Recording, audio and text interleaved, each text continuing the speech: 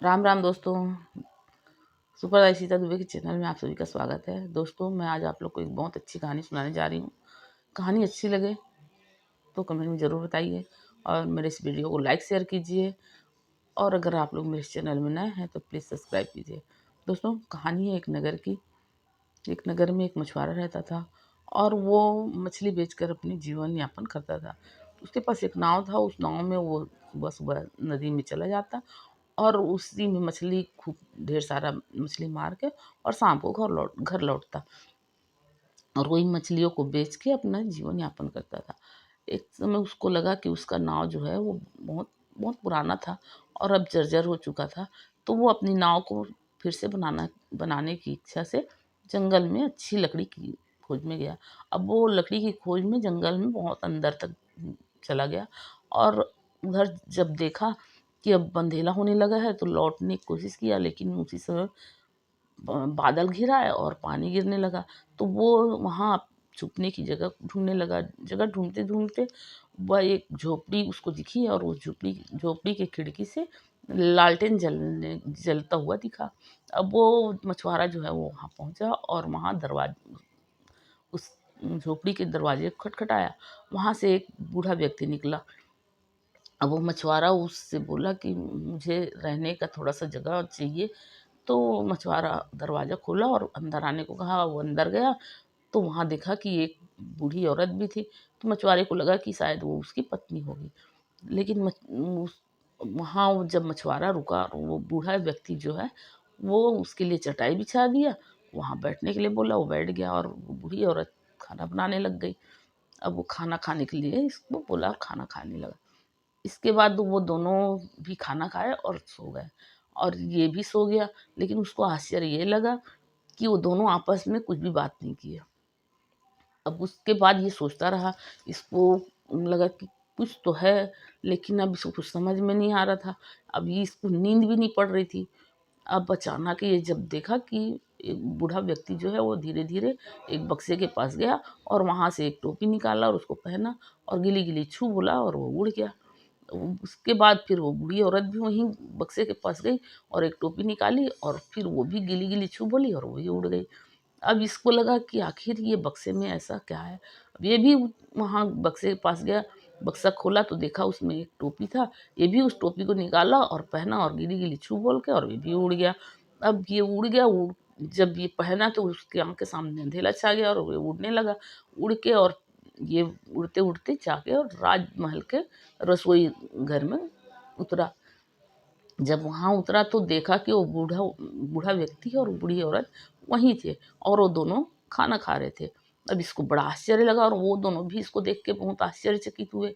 लेकिन वहाँ वो दोनों खाना खा के और वहाँ से सोने चांदी के बर्तन अपने समेटे और झोली में डाल के और फिर गिली गिली छू बोल के और उड़ गए। लेकिन ये लड़का जो है वो चारों तरफ वहाँ रुका रहा और चारों तरफ अपनी नज़र दौड़ाया। और जब उसको खाने के अच्छे-अच्छे सुगंध आए, तो खाने की इच्छा जागृत हुआ उसको और भूख लग गया। तो खाने लग गया और खा के फिर सोचा कि अभी तो उजाला होने में थोड़ा समय है, तो मैं थोड़ा देर आराम कर लेता हूँ। ये सोच के और वहाँ वो सो गया। सो गया और वो थका हुआ था तो उसको बहुत गहरी नींद पड़ गई। और जब सुबह हो गया तो वहाँ रसोइया आया तो उस आदमी को सोता हुआ देखा। तो वो राजा राजा के पास खबर किया कि महाराज, आज वो व्यक्ति पकड़ा गया है जो रोज यहाँ से सोने चांदी के बर्तन उड़ा ले जाता है। अब राजमहल में उसको हाजिर किया गया। राजमहल में ले गए तो राजा उसको सिपाहियों को आदेश दे दिया कि इस व्यक्ति को जिंदा जला दिया जाए। अब सिपाही जो है वो नगर के बीच में ले गए। वहाँ एक बहुत मोटा खंबा गड़ा हुआ था। उस खंबे में उसको बांध दिए और चारों तरफ आग जलाने की तैयारी करने लगे। और वहाँ नगर के सारे लोग इकट्ठे हो गए और राजा भी वहाँ रहे आ गया। अब उसको जलाने की तैयारी होने लगी तो वो लड़का जो है वो बोला कि राजा साहब, मेरे को मरने से पहले मेरी एक इच्छा पूरी कर दो। तो राजा बोला, बताओ तुम अपनी इच्छा। तो लड़का बोला कि मेरी एक ही इच्छा है कि मेरी टोपी मुझे मरने के समय पहना दीजिए। अब वो सिपाहियों को बोले कि भई इसकी इच्छा पूरी करो और इसकी टोपी इसको पहना दो। अब वो राजा आदेश दिया और सिपाही उस टोपी को लाके उसको पहना दिए और वो लड़का उस टोपी को पहना और गिली-गिली बोला और उड़ गया। तो उस खंबे के सहित वो उड़ गया।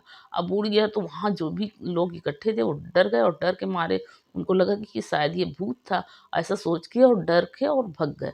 और वो लड़का अब उड़ते गया, उड़ते गया, उड़ते हुए जाके और समुद्र के नीचे समुद्र के पास, समुद्र के तट पे रुका।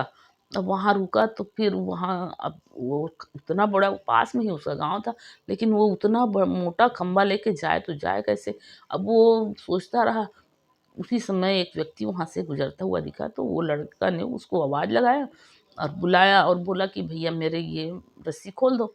वो बोला कि तुमको इस रस्सी से इस खंभे में कौन बाँध दिया है? तो वो सोचा कि अगर मैं ऐसा बोलूँगा तो गलत हो जाएगा, तो वो झूठी कहानी बताया उसको कि मैं जंगल में लकड़ियाँ लेने गया था, वहाँ डाकुओं ने मेरे को इसमें बाँध दिया। तो वो खोल दिया, अब वहाँ से वो खुल गया। अब वो सोचा कि ये लकड़ी जो है, वो मेरे नाव बनाने के लिए बहुत अच्छी है।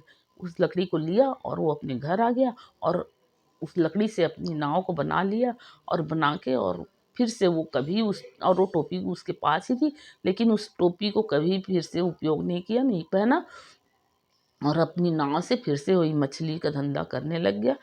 इसी तरह वो अपनी चतुराई से मौत के मुँह से बच के आ गया था। दोस्तों, इस कहानी का तात्पर्य ये है कि अगर मुसीबत में पड़े हैं तो समझदारी से काम लेना चाहिए। ठीक है दोस्तों, राम राम दोस्तों।